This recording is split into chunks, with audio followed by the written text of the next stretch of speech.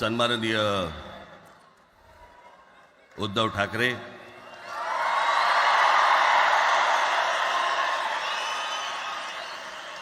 आणि माझ्या जमलेल्या सर्व तमाम मराठी बांधवांनो, भगिनींनो आणि मातांनो,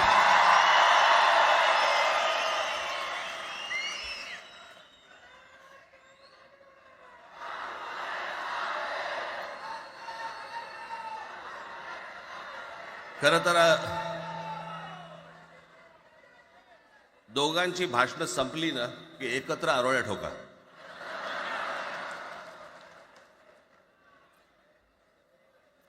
खरं तर आज मोर्चा निघायला पाहिजे होता.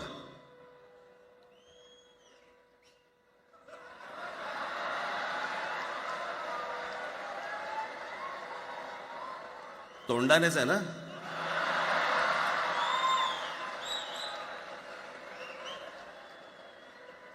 बस बस, मोर्चा खरं तर निघायला पाहिजे होता.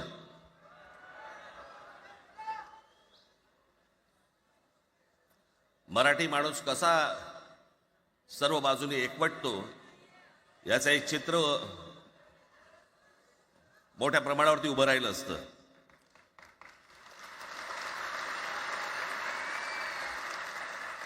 पण नुसत्या मोर्चाच्या चर्चेनेच माघार घ्यावी लागली.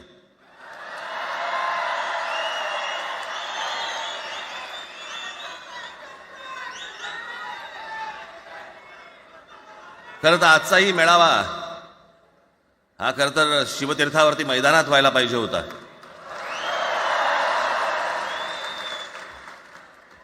मैदान ओसंडून वाहिलं असतं अख्खं. पण पाऊस आहे, पावसामध्ये सगळ्या ठिकाणी अशा प्रकारचे काही जागा मिळत नाहीत फारशा मुंबईमध्ये, आणि म्हणून आज तुम्हाला सर्वांना इथे यावं लागलं. मी बाहेर जे उभे आहेत त्यांची मी दिलगिरी व्यक्त करतो की त्यांना आतमध्ये येता नाही आलं, परंतु आता काही स्क्रीनवरती आटपा.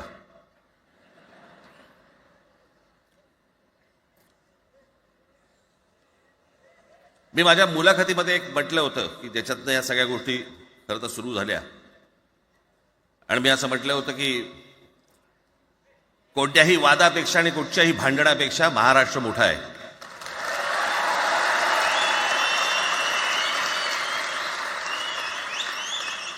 आज जवळपास 20 वर्षानंतर मी आणि उद्धव आम्ही एका व्यासपीठावरती आज येतो आहोत.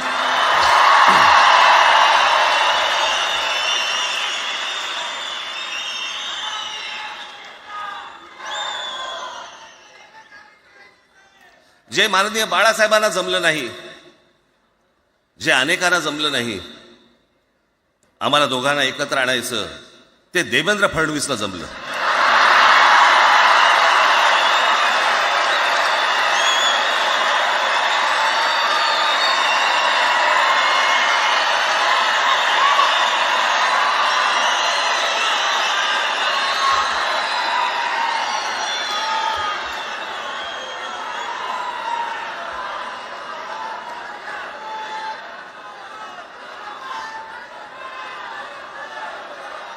आता बऱ्याच सगळे चॅनल्सचे सगळे कॅमेरे तिकडे लागलेत, इकडे लागले, इकडे लागलेत.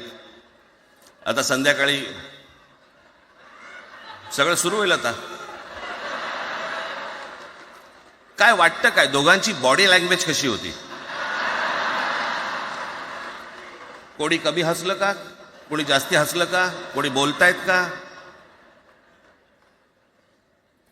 आपल्याकडे मूळ विषय सोडून इतर गोष्टींमध्येच फार रस असतो अनेकांना.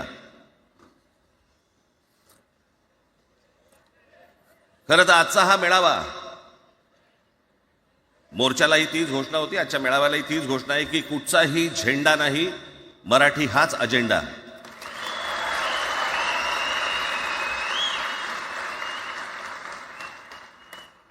माझ्या मराठीकडे, माझ्या महाराष्ट्राकडे वेडावाकड्या नजरेने पाहायचं नाही कोणी.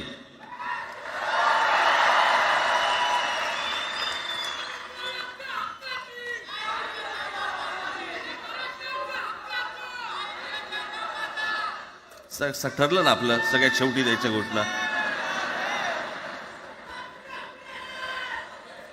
बसा, शांत बसा.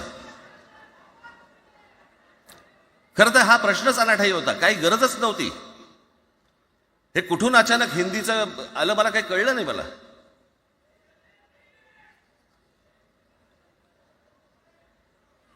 आणि हिंदी कशासाठी हिंदी, कोणासाठी हिंदी? त्या लहान लहान मुलांवरती जबरदस्ती करताय तुम्ही.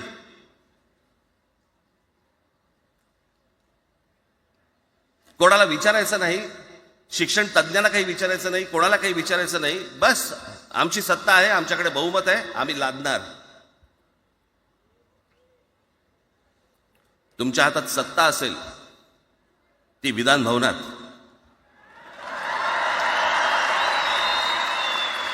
आमच्याकडे सत्ता आहे रस्त्यावर.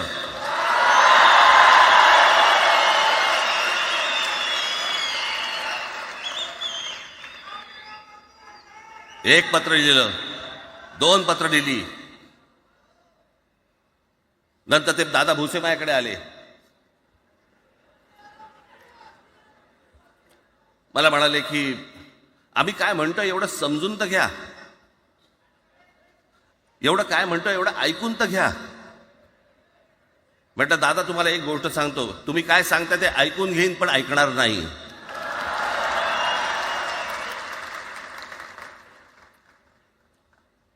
मराठीच्या विषयामध्ये त्याच्यात तुम्ही तिसरी भाषा लादताय. त्रिभाषा सूत्र, कुठलं त्रिभाषा सूत्र आणलं? त्रिभाषा सूत्र ज्या वेळेला आलं ते फक्त सेंट्रल गव्हर्नमेंट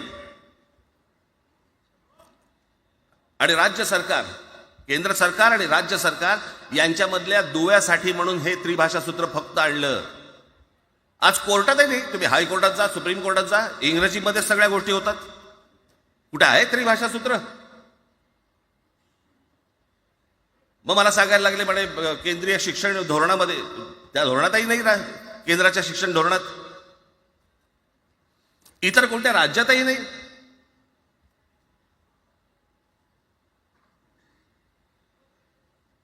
महाराष्ट्रात प्रयोग करून पाहिला तरी दक्षिणेची राज्य तर हिंग लावून विचारत नाही त्यांना. पण महाराष्ट्र ज्या वेळेला पेटून उठतो त्यावेळेला काय घडतं आणि काय होतं हे आज राज्यकर्त्यांना समजलं असेल. त्याशिवाय का माघार घेतली?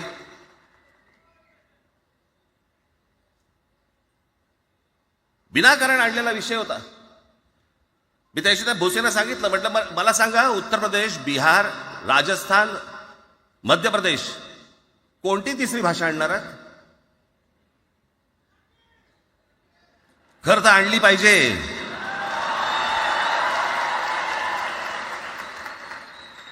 एक गंमत बघा, हिंदी भाषिक राज्य आहेत ती आर्थिकदृष्ट्या मागास, आणि हिंदी न बोलणारी जी राज्य आहेत ती आर्थिकदृष्ट्या प्रगत, आणि वर आम्ही हिंदी शिकायचं. यांना हिंदीतून राज्य नाही सांभाळता आली, यांना राज्यांचा विकास नाही करता आला. जे हिंदी बोलत नाहीत त्या राज्यांमध्ये, हिंदी बोलत असलेल्या राज्यांमधनं नोकरी धंद्यासाठी लोक इकडे येत आहेत आणि हे म्हणतात हिंदी शिका. कोणासाठी शिकायचं? 5वी नंतर काय हिंदी चित्रपट सृष्टीमध्ये जाणार आहेत पोरगा? कोणासाठी शिकायचं? हिंदी भाषेबद्दल मला वाईट नाही वाटत, भाषा कोणतीही श्रेष्ठच असते, उत्तमच असते. मग ती मराठी असेल, गुजराती असेल, तामिळ असेल, पंजाबी असेल, बंगाली असेल, हिंदी असेल, अजून कुठचीही असेल. एक भाषा उभी करायला खूप प्रचंड तपश्चर्या लागते, खूप लोकांची मेहनत असते. एक लिपी उभी करायला खूप प्रचंड ताकद लागते.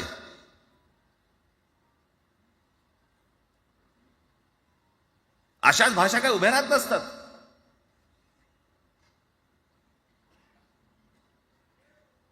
आणि या भाषेचं नवीन कुठून आणलं? त्याशी ते अमित शहा म्हणाले ज्याला इंग्रजी येतं त्याला पुढे म्हणे लाज वाटेल, म्हणे मला इंग्रजी येतं. अरे तुम्हाला नाही येत?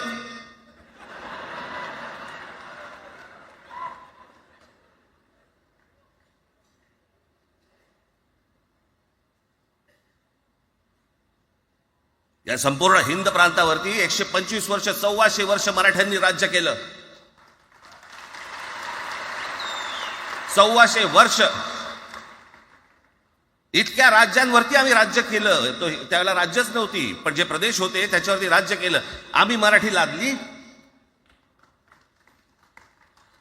गुजरातवरती, मध्य प्रदेशवरती, राजस्थानवरती, पंजाबवरती, इतर सगळ्या प्रांतांवरती जिथे जिथे म्हणून अटोकपर्यंत पोहोचले होते मराठा साम्राज्य, आम्ही लादली. अरे हिंदी भाषा आहे, 200 वर्षापूर्वीची भाषा आहे, महाराजांच्या काळात पण नव्हती.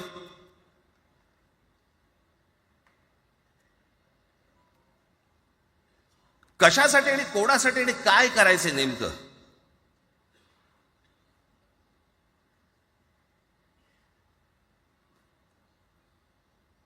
यांनी फक्त चाचपडून पाहिलं, चाचपडून. मुंबई स्वतंत्र करता येते का याच्यासाठी अगोदर जरा थोडंसं भाषेला डिवचून बघू. महाराष्ट्र शांत राहिला तर पुढे ते पाऊल टाकू.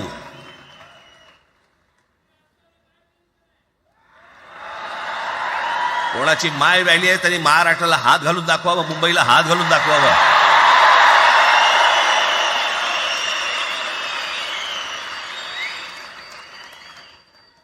त्या मजाक वाटला काय?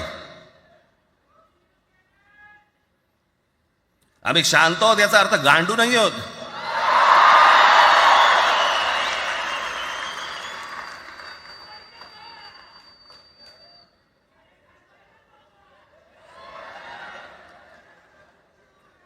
काही अंगावरती लादायचा प्रयत्न करता आणि मग आता माघार घेतली ना, मग माघार घेतली त्याचं काय करायचं? मग वेगळ्या ठिकाणी वळवा सगळं प्रकरण.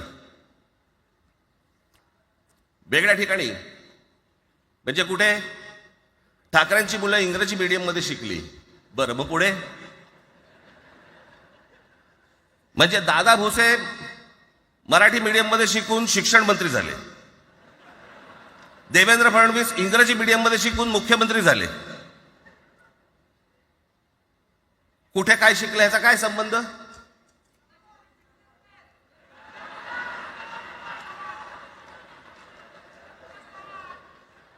अहो, कोणाकोणाची मुलं इथे परदेशामध्ये शिकतायत, याद्या आहेत आमच्याकडे. त्याचं काय करणार आहात तुम्ही? आणि त्याच्यातल्या त्याच्यात मंत्रिमंडळातल्या एक एक मंत्र्याचं हिंदी आहे का?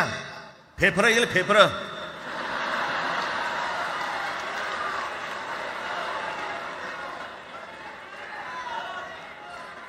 हे असले प्रश्न महाराष्ट्रातच विचारले जातात. आता मी तुम्हाला अजून एक गोष्ट सांगतो.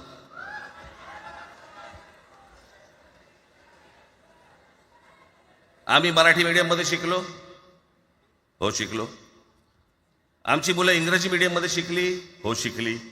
मग याच्यावरती तुम्ही प्रश्न काय उपस्थित केला? ह्यांना मराठीचा पुळका कसा? हे इंग्रजी मीडियम मध्ये टाकतात. बरं, सन्माननीय माननीय बाळासाहेब ठाकरे आणि माझे वडील श्रीकांत ठाकरे हे इंग्रजी मीडियम मध्ये शिकलेले आहेत. या दोघांवरती तुम्ही मराठीबद्दल शंका घेऊ शकता का?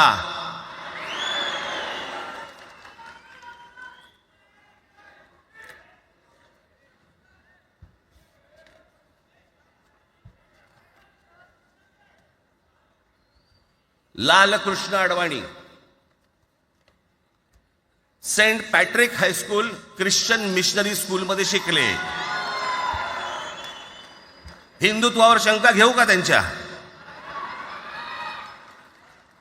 कॉन्व्हेंट स्कूल मध्ये शिकलेले आहेत अडवाणी. दक्षिण भारतामध्ये बघा, तमिळच्या प्रश्नावरती, तेलुगूच्या प्रश्नावरती कडवटपणे समोर येऊन उभे राहतात. कोण विचारते तर ना, तुमची मुलं कुठे शिकली आणि तुम्ही कुठे शिकलात?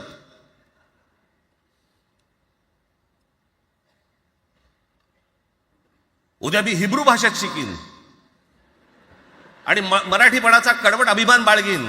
काय प्रॉब्लेम आहे?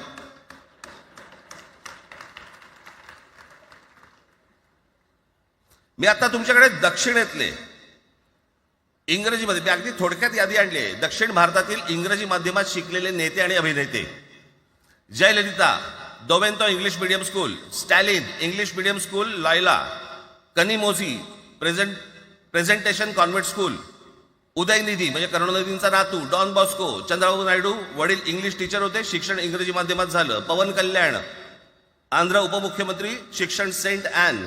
नारा लोकेश NTRचा नातू, चंद्रबाबूंचा मुलगा, Stanford school. Kamal Haasan Santhome high school. अभिनेता विक्रम मॉटफोर्ड स्कूल. अभिनेता Suriya English medium. AR Rahman आधी पद्मशेषाद्री बालभवन आणि नंतर मद्रास कृष्णगिरी हायस्कूल. परवा दिवशीचा एक प्रसंग सांगतो. एका व्यासपीठावरती तामिळनाडूमध्ये AR रहमान व्यासपीठावरती उभे होते, काहीतरी कार्यक्रम होता. त्या बाई तामिळमध्ये बोलत होत्या.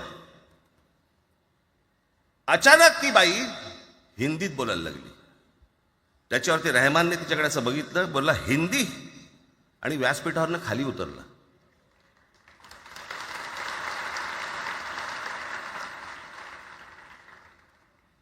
तुमचा कडवटपणा हे तुम्ही शिक्षण कुठे घेतले याच्यावरती नसतो, तो कडवटपणा तुमच्या आतमध्ये असावा लागतो. म्हणजे बाळासाहेब इंग्रजी मीडियममध्ये शिकले, इंग्रजी वर्तमानपत्रामध्ये व्यंगचित्र काढायचे, पण मराठीचा अभिमान याच्या बाबतीत कधी तडजोड नाही केली.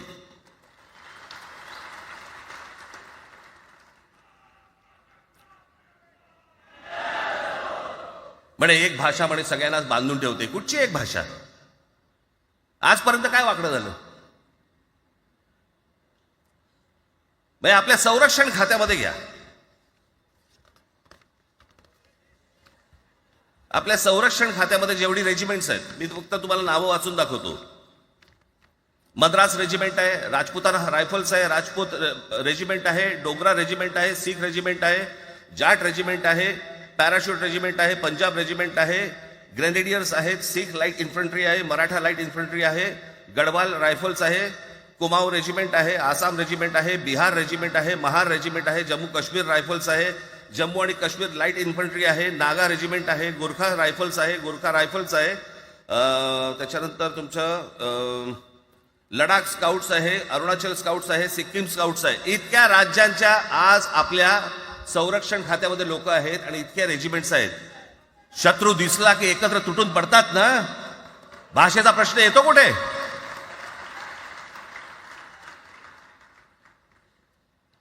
या देशामध्ये जेव्हा भाषावार प्रांतरचना झाली तीच या गोष्टींसाठी झाली ना, की प्रत्येक भाग तसे भाषांचे होते म्हणून. मग या सगळ्या गोष्टी का सुरू केल्यात तुम्ही? कशासाठी सुरू केल्यात? काय याच्या मागचं राजकारण? आत्ता सांगून ठेवतो. आज तुम्ही सगळेजण मराठी म्हणून एकत्र आलात. आज महाराष्ट्रामधला तमाम मराठी आज मराठी म्हणून एकत्र आला. टाळ्या वाजू नका. मी काय सांगतोय नीट ऐका. याचा पुढचं राजकारण ह्यांचं पुन्हा तुम्हाला जातीमध्ये विभागायला सुरुवात करतील. पुन्हा हे जातीचं कार्ड खेळायला सुरुवात करणार. मराठी म्हणून तुम्हाला कधी एकत्र येऊ देणार नाहीत. हे जातीपातीमध्ये विभागायला सुरुवात करतील. आता हे सुरू केलं. काल कोणीतरी ते व्यापाऱ्याच्या कालफडीत मारली मीरा भाईंदरला. त्याच्या काय इथे लिहिलं होतं काय गुजराती?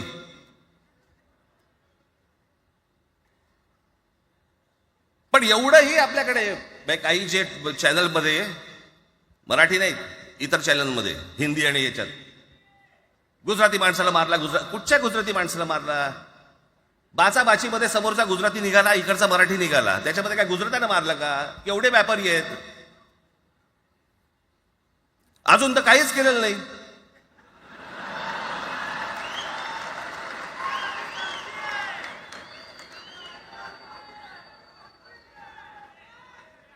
अर्थात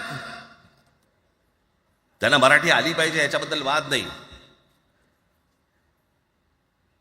विनाकारण उठसूट काही मारामारी करायची गरज नाही आणि मारायची गरज नाही. पण जर जास्ती नाटकं केली तर कानाखाली आवाज काढलाच पाहिजे तुम्ही. पण चूक त्यांची असली पाहिजे.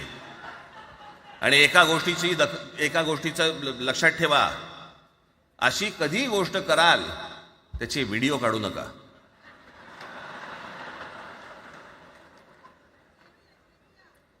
आपल्यामध्येच त्यांना कळलं पाहिजे. कळलं का? मारणारा कधी सांगत नसतो, मार खाणारा सांगत असतो मला मारला म्हणून. त्यांना सांगू देत. पण याचा अर्थ उठसूट कोणालाही उगाच मारायचं काही कारण नाहीये. अनेक लोक आहेत, अनेक गुजराती लोक आहेत, माझ्या अनेक परिचयाचे आहेत. माझे एक मित्र आहेत नयन शहा म्हणून, त्याला मी गुजराठी म्हणतो. तुमचा विश्वास बसणार नाही इतकं अप्रतिम मराठी तर बोलतोच, विनोदाचंही अंग आहे. आणि शिवाजी पार्क मैदानामध्ये फिरताना कानाला हेडफोन लावून पु ल देशपांडे ऐकणारा गुजराती आहे.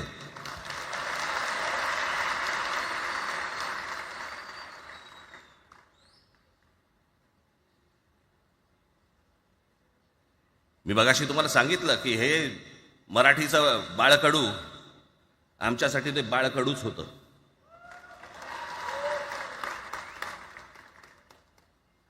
मी मागे एक प्रसंग सांगितला होता, आज मुद्दामून तो प्रसंग सांगतो आपल्याला की हे आमच्या धमन्यांमध्ये आलं कुठून. मी एवढा महाराष्ट्रासाठी मराठीसाठी कडवट का झालो. लहानपणापासूनचे अनेक प्रसंग आहेत माननीय बाळासाहेबांबरोबरचे, पण मी एक प्रसंग कधीही विसरणार नाही. आणि तो 1999 सालचा आहे. त्या 1999 साली शिवसेना भारतीय जनता पक्षाची युती सरकार येणार नाही अशी परिस्थिती होती.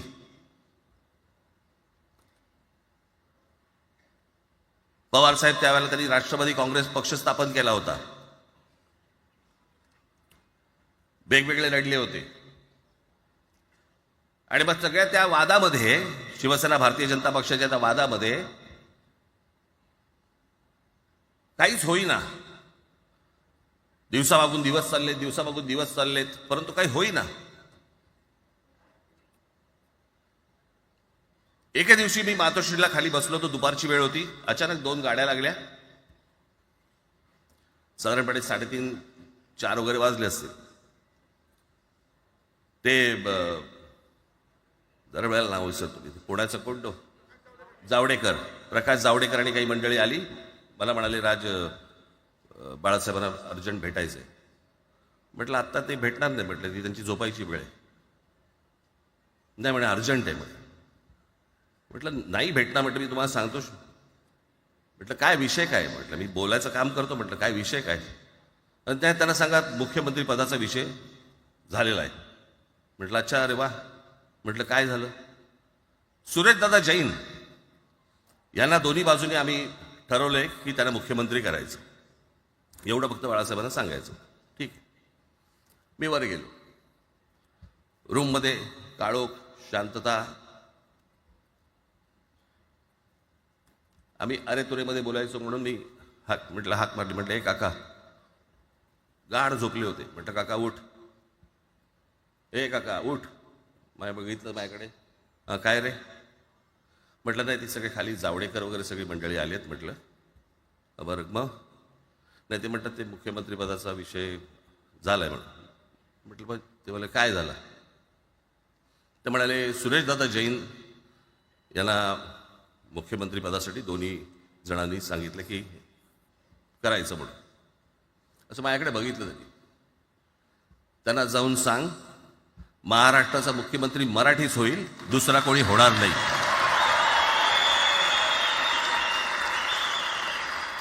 मराठी या एका विषयासाठी मला तिकडे कळलं की या माणसाने सत्तेवर लाथ मारली.